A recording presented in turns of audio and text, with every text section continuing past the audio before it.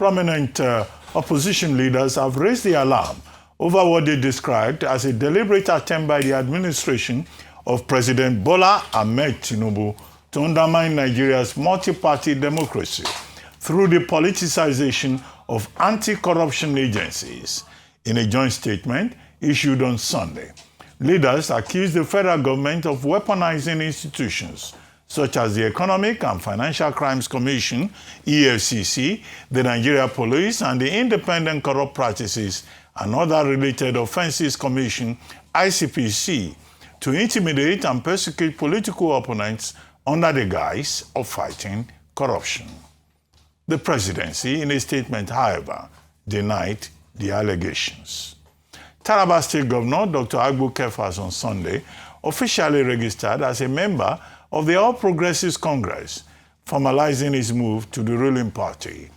Kefas was registered by the APC Hospital Ward Executive at the Government House in Jalingo, the state capital. Speaking after his registration and the presentation of his membership card, the governor said that though he had earlier announced the suspension of his official defection ceremony, originally slated for November 19, in solidarity with abducted schoolgirls, he had decided to take the necessary step to enable him to fully take charge of party activities in the state. The national chairman of the People's Democratic Party, PDP, Dr. Kabiru Turaki, SAN, has stated that the task of sacking the ruling All Progressives Congress, APC, from Aso Rock in 2027 is possible due to the incompetence of the ruling party, adding, however, that it won't be a tea party. Addressing journalists yesterday after a 40-minute closed-door meeting of PDP leaders with former President Olusegun Obasanjo at his Olusegun Obasanjo Presidential Library, Abeokuta, Turaki stated that the frank discussion between the opposition party leaders and the former president has further inspired them that the task ahead is not impossible. Turaki led the party's newly elected National Working Committee on a visit to Obasanjo to secure his critical support and guidance ahead of the party's task. Joining us now on Political Brief to discuss these stories is Arise Director of News and Politics Editor, Sumner Sambo. Sumner Sambo, good morning, and good to have you again on the Morning Show. Good morning, Dr. Abati. Good morning, Rufai. Good morning. Morning, Sambo. Good morning. Viewers. Okay, Sumner Sambo. Now, Saminu Turaki, Katie Turaki, is saying, oh, they are confident that they will be able to displace the APC in 2027. Now that they have received the endorsement of no less a figure than President Olusegun Obasanjo. Is it that automatic? Do you think that the PDP is well organized enough to be able to pull that off? Now, Dr. Kefas of Taraba State has now more or less officially declared for the APC. Well, I say he won't be the last person. Maybe there will be more. And then we will have this, threat, reality of a one-party state. Now, would the reality of a one-party state, more or less, serve the interests of the APC, or could there be, some other implications? So there were other things on the political scene. Accord Party, they have issues in Osun State. INEC says it recognizes one faction. The other faction says, well, so as Dr. Governor Adeleke, as he pushed himself into trouble by going to Accord Party. Is Accord Party really factionalized? So this is just all politics. Your take on all of these issues that we have read out. All right, let's start with the issues of the PDP, talking about, resting power from the governing All Progressives Congress. There's no way the PDP stands that chance now. I think the best way the political party can make a headway in 2027 is actually to go into an alliance with other political parties. It's already late for merger. So the best way is for the opposition to come together and see if indeed they can stand together, unite together, just like they have united in a statement now from different political leaders in different opposition political parties coming together. If they are able to come together and form an alliance and they are able to agree on a strong presidential candidate and, of course, a strong vice presidential candidate, I think maybe then the APC will be challenged. But as it stands right away, the PDP, as a main opposition party in the country, doesn't really stand that chance. Yeah, I know Turaki seems to be very optimistic. I mean, having met former President Olusegun Obasanjo, but you and I know that Olusegun Obasanjo didn't say anything publicly in that. I'm very sure he would have said that maybe if the PDP wants to actually stand a chance, it could be to actually give maybe Peter Obi, who's his preferred presidential candidate, the ticket. But we've also seen an Obasanjo also, visiting the presidential villa sometime last week to go and hold Christmas carol with the wife of the president, Mrs. Remi Tinubu. You would have seen that looks like political alliances are beginning to build up. And President Tinubu himself is a master strategist. You've seen what the PDP has turned to at the moment. Of course, you can't take that away from all the schemes and schisms that have been put in place by President Tinubu to ensure that, he gets his second term. Because, his own thinking is that, if other incumbents previously enjoyed the second term and the country gave it to them, including Obasanjo himself and then Muhammadu Buhari himself, why should he be prevented? So, he's used everything within his powers to actually ensure that he gets everyone, to sing the same chorus. But of course, we can't all sing the same chorus as a country, because as citizens, we have to actually see whether the government is performing or not, and then pass a verdict through votes to say if the government has done well or not. It's no longer like in the days where it would be automatic that because you're being elected, you're a northerner, automatically you must do 8 years, or you're a southerner, you must do 8 years. Yes, it sounds good to actually say that President Tinubu should just be allowed to do 2 years, but is the opposition itself also ready? Because the APC will not allow them to go ahead. And the playbook that Tinubu is actually using right now is to unite the entire South and see how he will work with the North Central to actually, have the day, just like former President Goodluck Jonathan tried to do in 2011, which worked for him. But unfortunately, in 2015, it didn't work for him. And then Obasanjo too used that. And then it worked for him to get his re-election for 2003. And then we come to the issue of the oppositions uniting together to actually call out the All Progressives led federal government on the issues of, alleged witch hunt against them and all of that.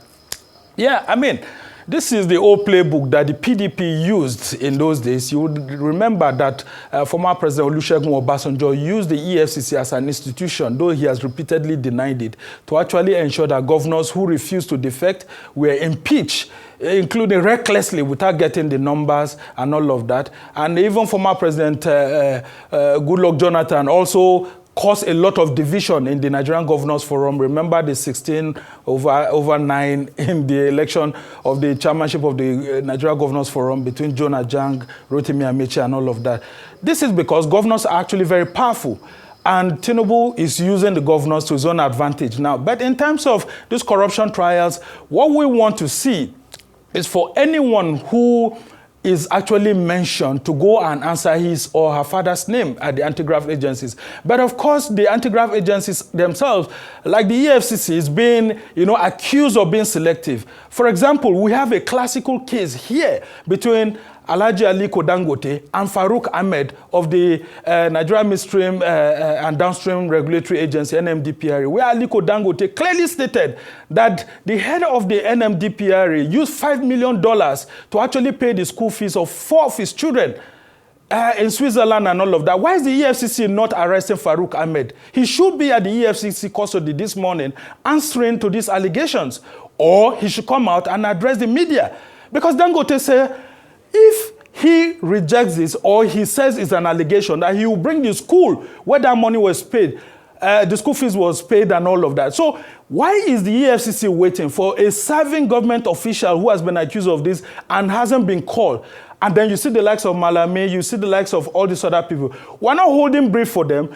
Malami should answer to whatever has been brought before him on the Abacha loot, on his time in office as AGF. The same thing with Chris Ngige, with the NSITF. We kept saying all of this, including Olusegun Obasanjo himself, who used this same EFCC against others. But don't forget, recently, the EFCC went to the Olusegun Obasanjo Presidential Library, and the same Obasanjo was shouting. Now, this is the same playbook that awaits the Tinubu administration. If they do not allow the EFCC to do its job, the Code of Conduct Bureau to do its job, the ICPC to do its job, because the next president that comes in will do the same thing. Don't forget, former President Muhammadu Buhari had told all his ministers that they should stand and bear their own name, not his name, because they will give account for everything that they've done. Well, that accounting day has come, and Atiku, Obi, and others should allow the EFCC to do its job as long as it's not selective. Well, for the last one you talked about, Agbu Kefas moving to the APC, you will see that there's a form of realliance, a realignment that's ongoing, including with his godfather, former, Chief of Army Staff, former Chief of Defense Staff, former Minister of Defense, General T.Y. Danjuma, who is the political godfather in Taraba politics. You see that there's an alliance. There's a sort of, alliance between him and the Tinubu administration. And it seems to have, dovetailed into Agbu Kefas now defecting to the APC. So it's nothing new. I mean, Tinubu is doing very well himself in that axis. Out of 6 states in the Northeast, it's only 2 states now that are being problematic. That's Bauchi and then, of course, Adamawa State in the Northeast, which is the home region of, Vice President Kashim Shettima. So in all, you won't blame Tinubu for getting all the governors to come close to him, as long as he's giving them the things that they are supposed to be done. But where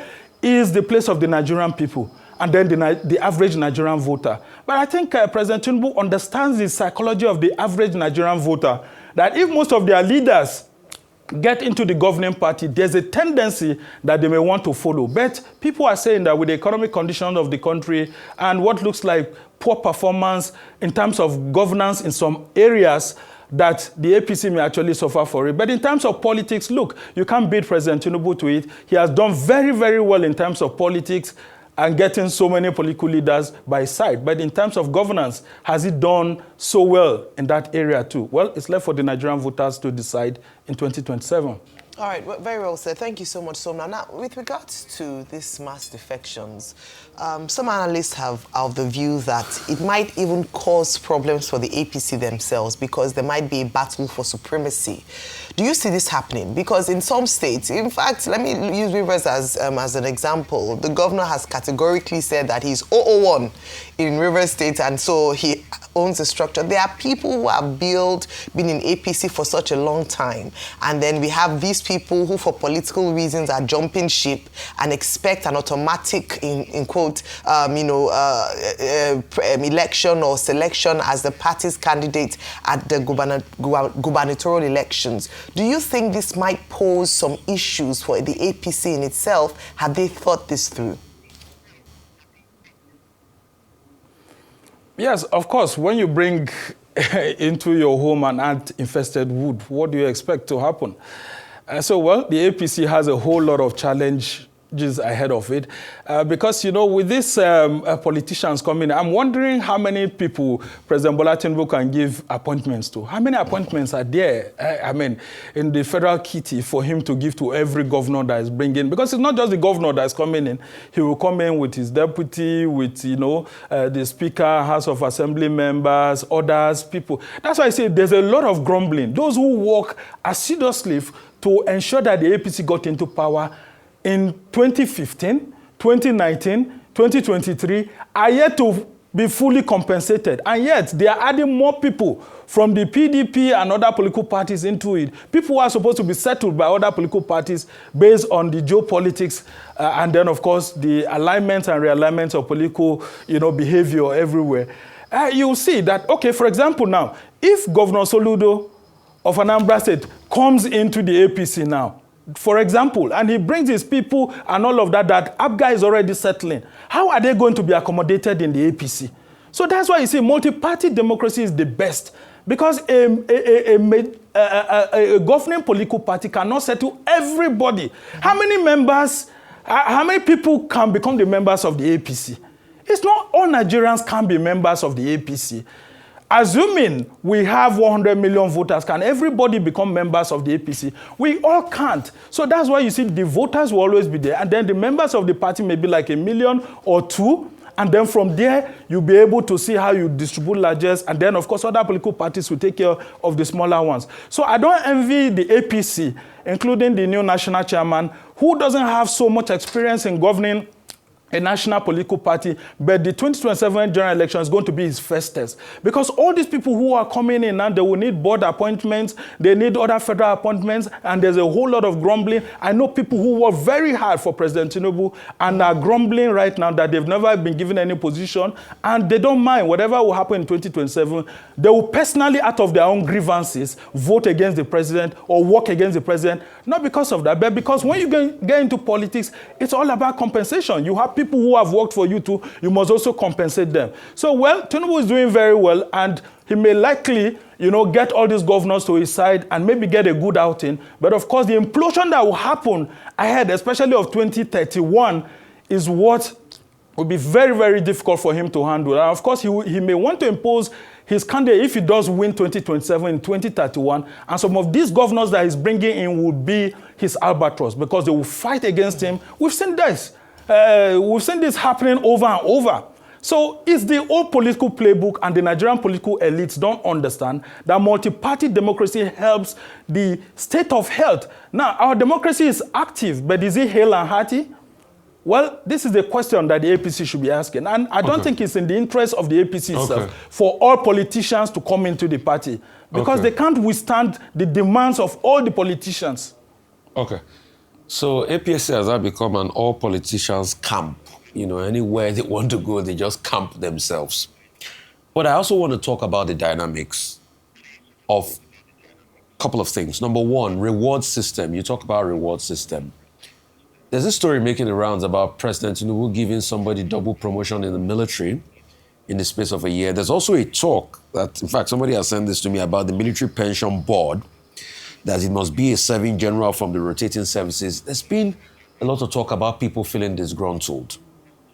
Reward system, the ambassadorial list, which a lot of people that were abusing President Tinubu a couple of years ago are the ones that were given.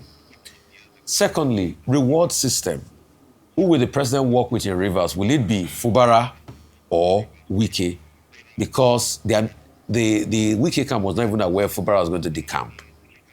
Then let's also talk about cul-de-sac.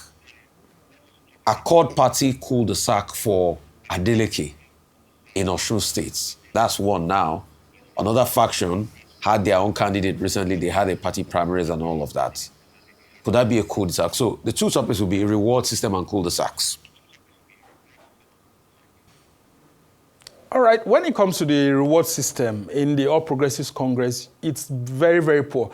I've never seen a party that has been stitched together like the APC at coming into power and then kicking against those who helped it to come to power. The good thing about the PDP is that it was organic during its formation.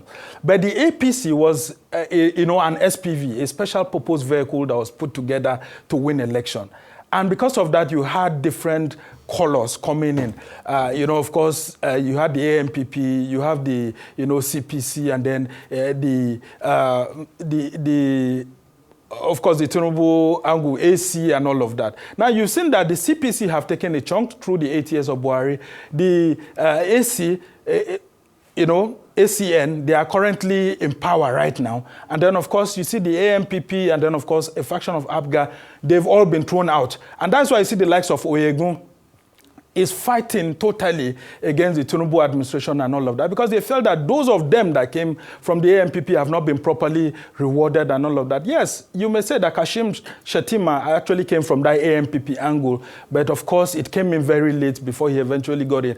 The APC has not been known to totally have a very good reward system. And that's why even President Tinubu, while he was, in the party before he became the president, was actually very angry with Buhari too, that most of his ACN, political group members were not properly compensated by the Buhari administration. And so that's why you see that even, for example, Tinubu himself was supposed to have become the chairman board of trustees of the APC. But eventually they canceled this and said there was nothing like chairman board of trustees again. It was now a national advisory council because some people were against Tinubu being rewarded to be the BOT chairman of the party because they were afraid that he was eventually going to become president and become too powerful.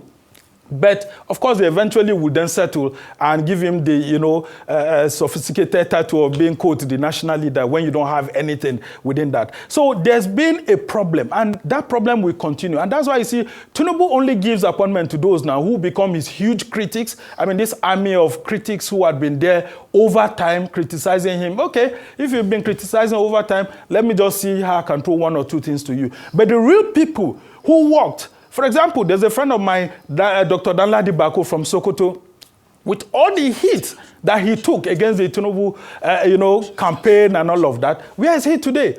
And there are so many people like that who are on the ground, who don't know what to do with the next election. But of course, some of them are loyal party members. They may want to follow. Others may want to fight against Tinubu, from within.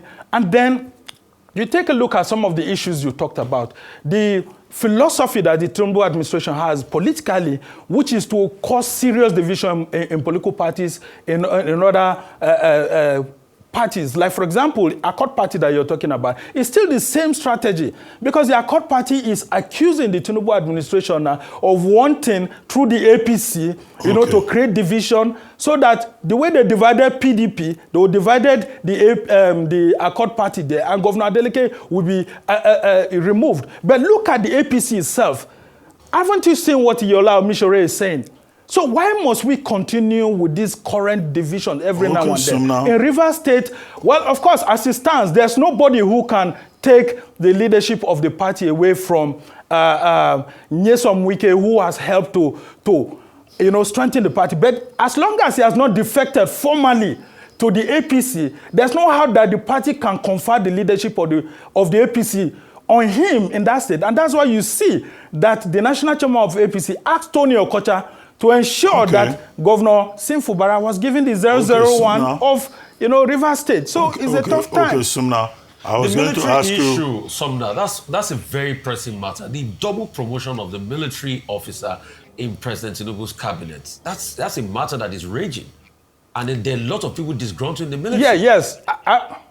But that's not politics. Yes, actually, that is not the military tradition. That is not the military tradition. And President Bola Tinubu should be very careful not to cause a whole lot of discontent in the military, because you only give special promotion where the person actually deserves that. Yes, I know that he's the commander-in-chief and he has the authority to do that. But even then, when you're conferring special promotion, there has to be a reason why you do that, not just because you are the commander-in-chief and you have the powers to do that. If not, it will be an abuse of the privileges. Because, look, he's also been promoted to be the traditional ruler of his community. If you want him to go and become traditional ruler, why don't you just do that?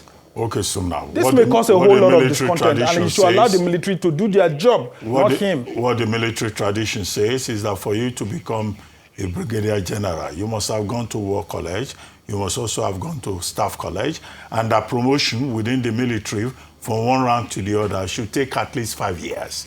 And the argument that the ADC to the president was promoted in 2024. Why is he being promoted again, a year later, against the tradition that I've just defined? So that could affect esprit de corps. It could raise questions about favoritism.